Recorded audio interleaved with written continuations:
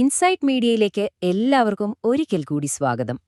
നമ്മുടെ മനസ്സിന്റെ പ്രവർത്തനങ്ങളെക്കുറിച്ചുള്ള ഈ യാത്രയിൽ നമ്മൾ വളരെ പ്രധാനപ്പെട്ട ചില കാര്യങ്ങൾ ചർച്ച ചെയ്തിരുന്നു. ഓർക്കുന്നുണ്ടാവും. മനസ്സിന്റെ 4 ഘട്ടങ്ങൾ. 1. ഒരു കാര്യം അറിയുന്നു, അതായത് കൊഗ്നിഷൻ. 2. അതിനെ നമ്മൾ വിലയിരുത്തുന്നു, അതാണ് പെർസെപ്ഷൻ. 3. ആ വിലയിരുത്തലിന്റെ ഫലമായി ശരീരത്തിലൊരു സെൻസേഷൻ ഉണ്ടാകുന്നു. 4. ആ സെൻസേഷനോടുള്ള നമ്മുടെ പ്രതികരണമാണ്. ഇതിലെ ഏറ്റവും വലിയൊരു കണ്ടെത്തൽ ഇതായിരുന്നു അല്ലേ? നമ്മൾ പ്രതികരിക്കുന്നത് പുറത്തുള്ള ആളുകളോടോ സാഹചര്യങ്ങളോടോ അല്ല, മറിച്ച് നമ്മുടെ ഉള്ളിലുണ്ടാകുന്ന ഈ സെൻസേഷനുകളോടാണ്. എന്നാൽ ഈ ആശയത്തെ ശരിക്കും ചോദ്യം ചെയ്യുന്ന വളരെ നല്ലൊരു സംശയം ഒരു പ്രേക്ഷകൻ ഞങ്ങളോട് ചോദിക്കുകയുണ്ടായി. ഇന്നത്തെ നമ്മുടെ ചർച്ച മുഴുവൻ ആ ചോദ്യത്തിനുള്ള ഉത്തരം കണ്ടെത്താനാണ്. ചോദ്യം ഇതാണ്, വളരെ പ്രസക്തമായൊരു ചോദ്യം. ഒരു മകൻ അമ്മയെ വേദനിപ്പിക്കുമ്പോൾ സ്വാഭാവികമായും ആ അമ്മയ്ക്ക് ഒരു അസ്വകരമായ സെൻസേഷൻ ഉണ്ടാകുമല്ലോ. നമ്മൾ പറഞ്ഞതനുസരിച്ച് ആ സെൻസേഷൻ വെറുപ്പ് എന്ന പ്രതികരണത്തിലേക്കല്ലേ നയിക്കേണ്ടത്? പക്ഷെ എന്തുകൊണ്ടാണ് ഒരമ്മയ്ക്കും തന്റെ മകനോടുള്ള സ്നേഹം കുറയാത്തത്? ശരിക്കും നമ്മളെ ചിന്തിപ്പിക്കുന്ന ഒരു ചോദ്യമാണിത്, അല്ലേ? നമ്മൾ ഇതുവരെ പറഞ്ഞു വന്ന നിയമത്തിന് ഒരു അപവാദം പോലെ ഇത് തോന്നാം. പക്ഷെ ഇതിന്റെ ഉത്തരം നമ്മുടെ മനസ്സിന്റെ പ്രവർത്തനത്തിൽ തന്നെ ഒളിഞ്ഞിരിപ്പുണ്ട്. നമുക്ക് ഒരുമിച്ചതൊന്ന് കണ്ടെത്തി നോക്കാം. അപ്പോ ഈ ചോദ്യത്തിന്റെ താക്കോലിരിക്കുന്നത് നമ്മൾ നേരത്തെ പറഞ്ഞ 4 ഘട്ടങ്ങളിലെ രണ്ടാമത്തെ ഘടകത്തിലാണ്, പെർസെപ്ഷൻ. ഇതിന് നമുക്ക് റെക്കഗ്നിഷൻ എന്നോ കുറച്ചും കൂടി ലളിതമായി പറഞ്ഞാൽ ഇവാലുവേഷൻ അഥവാ വിലയിരുത്തൽ എന്നോ വിളിക്കാം. ഈ ഒരൊറ്റ കാര്യമാണ് അമ്മയുടെയും മകന്റെയും കഥയിലെ ആ ഗതി മാറ്റുന്നത്. അപ്പൊ എന്താണ് ഈ വിലയിരുത്തൽ? സിമ്പിളാണ്. നമ്മുടെ കണ്ണ്, കാത്, മൂക്ക്, തൊലി, നാവ് വഴി ഏതൊരു വിവരം ഉള്ളിലേക്ക് വന്നാലും മനസ്സ് അതിന് ഉടനെ ഒരു ലേബൽ കൊടുക്കും. ഇത് നല്ലതാണ്, അല്ലെങ്കിൽ ഇത് മോശമാണെന്ന്. ഈയൊരു വിലയിരുത്തലാണ് നമ്മുടെ ശരീരത്തിൽ സുഖകരമായ സെൻസേഷൻ വേണോ അതോ അസുഖകരമായ സെൻസേഷൻ വേണോ എന്ന് തീരുമാനിക്കുന്നത്. ഇതെങ്ങനെയാണ് നടക്കുന്നതെന്ന് മനസ്സിലാക്കാൻ നമുക്ക് 2 അടിപൊളി ഉദാഹരണങ്ങൾ നോക്കാം. ഇതൊന്ന് ഓർത്തുനോക്കൂ. ഒരു കൊച്ചുകുട്ടി ആദ്യമായി ഒരു മെഴുകുതിരി നാളം കാണുകയാണ്. അതിങ്ങനെ ഇളകുന്നതും അതിന്റെ നിറവുമൊക്കെ അവന് ഭയങ്കര കൗതുകമായി. ആ നിമിഷം അവന്റെ മനസ്സ് അതിനെ നല്ലത്, മനോഹരമായത് എന്ന് വിലയിരുത്തി. അതുകൊണ്ടാണ് അവൻ അതിന് പിടിക്കാൻ കൈനീട്ടുന്നത്. പക്ഷേ ആ വിരൽത്തുമ്പ് തീയിൽ തട്ടിയ നിമിഷം, കയ്യിലൊരു പൊള്ളുന്ന വേദന. കണ്ടോ? ഒരൊറ്റ സെക്കൻഡ് കൊണ്ട് ആ തീയിനോടുള്ള അവന്റെ പെർസെപ്ഷൻ, ആ വിലയിരുത്തൽ തലകീഴായി മറിഞ്ഞു. നല്ലത് എന്ന ലേബൽ പോയി പകരം അപകടം, വേദന എന്ന പുതിയൊരു ലേബൽ വന്നു. അനുഭവം നമ്മുടെ വിലയിരുത്തലിനെ എങ്ങനെ മാറ്റുന്നു എന്നതിന് ഇതിലും നല്ലൊരു ഉദാഹരണമില്ല. ഇനി രണ്ടാമത്തെ ഉദാഹരണം. ഒരാള് നമ്മളെ മലയാളത്തില് ഒരു ചീത്ത വാക്ക് പറയുന്നെന്ന് കരുതുക. അത് കേൾക്കേണ്ട താമസം നമുക്ക് ദേഷ്യവും വിഷമവും വരും. എന്താ കാരണം?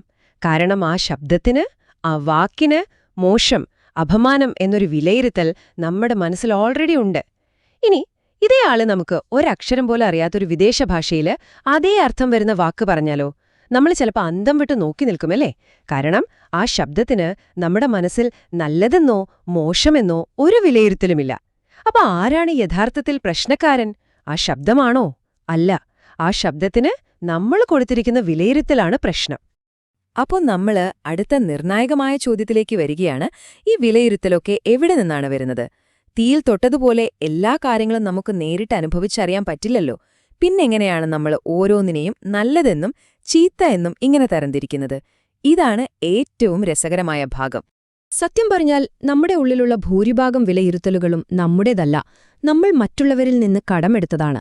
നമ്മളെ വളർത്തിയ അച്ഛനമ്മമാർ, നമ്മുടെ കൂട്ടുകാർ, നമ്മൾ ജീവിക്കുന്ന ഈ സമൂഹം, നമ്മൾ കാണുന്ന സിനിമകൾ, വായിക്കുന്ന പുസ്തകങ്ങൾ, എന്തിന് നമ്മൾ ദിവസവും സ്ക്രോൾ ചെയ്യുന്ന സോഷ്യൽ മീഡിയ ഫീഡ് വരെ നമ്മളോട് പറയാതെ പറയുന്നുണ്ട്, ഇതാണ് ശരി, അതാണ് തെറ്റ്, ഇതാണ് നല്ലത്, അതാണ് മോശം എന്നൊക്കെ. ഈ അറിവുകളെല്ലാം ചേർന്നാണ് നമ്മുടെ പെർസെപ്ഷൻ എന്നൊരു കണ്ണട രൂപപ്പെടുന്നത്. ഈ പെർസെപ്ഷന്റെ ശക്തി എത്ര വലുതാണ്ട് എപ്പോഴെങ്കിലും ചിന്തിച്ചിട്ടുണ്ടോ? ലോകത്തെ സ്വേച്ഛാധിപതികളെല്ലാം അധികാരത്തിൽ വന്നലുടൻ തന്നെ മീഡിയയെയും വിദ്യാഭ്യാസത്തെയും പിടിച്ചെടുക്കാൻ ശ്രമിക്കുന്നതെന്തിനാണ്? കാരണം അവർക്ക് മനസ്സിന്റെ ഈ രഹസ്യം കൃത്യമായി അറിയാം. ഒരു ജനതയുടെ പെർസെപ്ഷൻ നിയന്ത്രിക്കാൻ കഴിഞ്ഞാൽ അവരുടെ ചിന്തകളെയും വികാരങ്ങളെയും നിയന്ത്രിക്കാം. ഒരു പാവകളിയിലെന്ന പോലെ ആ സമൂഹത്തെ മുഴുവൻ തങ്ങൾക്കിഷ്ടമുള്ളതുപോലെ ചലിപ്പിക്കാം. ശരി, അപ്പോ പെർസെപ്ഷൻ എന്താണെന്നും അത് എവിടെ നിന്ന് വരുന്നെന്നും അതിന്റെ ശക്തി എന്താണെന്നൊക്കെ നമുക്കിപ്പോ ഒരു ധാരണയായി. ഈ പുതിയ അറിവ് വെച്ചുകൊണ്ട് നമുക്ക് നമ്മുടെ ആദ്യത്തെ ചോദ്യത്തിലേക്ക് തന്നെ തിരികെ വരാം. എന്തുകൊണ്ടാണ് ഒരമ്മയ്ക്ക് തന്നെ വേദനിപ്പിക്കുന്ന സ്വന്തം മകനെ വെറുക്കാൻ കഴിയാത്തത്? ഉത്തരം ഇപ്പൊ നിങ്ങൾക്ക് ഊഹിക്കാൻ പറ്റുന്നുണ്ടാവും അല്ലേ? കാരണം വളരെ ലളിതമാണ്. ആ മകനോടുള്ള അമ്മയുടെ പെർസെപ്ഷൻ, ആ വിലയിരുത്തൽ മറ്റെല്ലാ ബന്ധങ്ങളിൽ നിന്നും അടിസ്ഥാനപരമായി തന്നെ വ്യത്യസ്തമാണ്. ഇവൻ എന്റെ കുഞ്ഞാണ്, എന്റെ രക്തമാണ് എന്ന ആർക്കും മാറ്റാൻ കഴിയാത്തത്ര ആഴത്തിലുള്ള ഒരു വിലയിരുത്തലാണത്. അതൊരു സാധാരണ പെർസെപ്ഷൻ അല്ല, അതൊരു ബോണ്ടാണ്. നമ്മുടെ നാട്ടിലെപ്പോഴും പറയുന്നൊരു ചൊല്ലുണ്ട്, കാക്കയ്ക്ക് തൻ കുഞ്ഞ് പൊൻകുഞ്ഞ് എന്ന്. ഇത് വെറുമൊരു ചൊല്ലല്ല, പെർസെപ്ഷൻ എന്ന മനഃശാസ്ത്ര സത്യത്തിന്റെ ഏറ്റവും നല്ലൊരു നാടൻ രൂപമാണിത്. ലോകത്തിന് മുഴുവൻ അതൊരു കറുപ്പ കാക്കക്കുഞ്ഞായിരിക്കാം, പക്ഷേ ആ അമ്മക്കാക്കയുടെ പെർസെപ്ഷനിൽ, അതിന്റെ കണ്ണടയിലൂടെ നോക്കുമ്പോൾ അത് ലോകത്തിലെ ഏറ്റവും ഭംഗിയുള്ള പൊൻകുഞ്ഞാണ്. അതുതന്നെയാണ് ഒരു മനുഷ്യന്റെ അമ്മയുടെ കാര്യത്തിലും സംഭവിക്കുന്നത്. ഇവിടെയാണ് ആ പ്രധാന വ്യത്യാസം വരുന്നത്. മകൻ മോശമായി പെരുമാറുമ്പോൾ അമ്മയുടെ മനസ്സ് ആ പ്രവൃത്തിയെ മകനിൽ നിന്ന് വേർതിരിച്ചാണ് കാണുന്നത്. അവരുടെ വിലയിരുത്തൽ എന്റെ മകനൊരു മോശക്കാരനാണ് എന്നല്ല, മറിച്ച് എന്റെ മകനൊരു തെറ്റുപറ്റി, അവൻ എന്തോ കാരണം കൊണ്ട് വഴിതെറ്റിപ്പോകുകയാണ് എന്നാണ്. അതായത് മകനോടുള്ള അടിസ്ഥാനപരമായ ആ പെർസെപ്ഷൻ സ്നേഹം എന്ന് തന്നെ ഉറച്ചു നിൽക്കുന്നതുകൊണ്ട് വെറുപ്പ് എന്ന പ്രതികരണത്തിലേക്ക് ശരീരം പോകുന്നില്ല. നേരെ മറിച്ച് ഇതേ പ്രവൃത്തി അയൽപക്കത്തൊരു കുട്ടിയാണ് ചെയ്യുന്നതെങ്കിലോ ആ അമ്മയുടെ പ്രതികരണം തീർത്തും വ്യത്യസ്തമായിരിക്കും. ഉറപ്പല്ലേ? കാരണം ആ കുട്ടിയോടുള്ള പെർസെപ്ഷൻ വേറെയാണ്. അപ്പോ ഇതിൽ നിന്നെല്ലാമുള്ള പ്രധാന പാഠം എന്താണ്? നമ്മൾ ആരും ഈ ലോകത്തെ യഥാർത്ഥത്തിലുള്ളതുപോലെയല്ല കാണുന്നത്, മറിച്ച് നമ്മുടെ ഓരോരുത്തരുടെയും ഉള്ളിലുള്ള ഈ പെർസെപ്ഷൻ എന്ന ഫിൽറ്ററിലൂടെ, ആ കണ്ണടയിലൂടെയാണ് നമ്മൾ കാണുന്നതും കേൾക്കുന്നതും അനുഭവിക്കുന്നതും. നമ്മുടെ അറിവുകളും പഴയ അനുഭവങ്ങളും മുൻവിധികളുമെല്ലാം ചേർന്നാണ് ഈ ഫിൽറ്റർ ഉണ്ടാക്കിയിരിക്കുന്നത്. ഇത് നമ്മളെ എല്ലാവരെയും സംബന്ധിക്കുന്ന ഏറ്റവും പ്രധാനപ്പെട്ട ഒരു ചോദ്യത്തിലേക്കാണ് എത്തിക്കുന്നത്.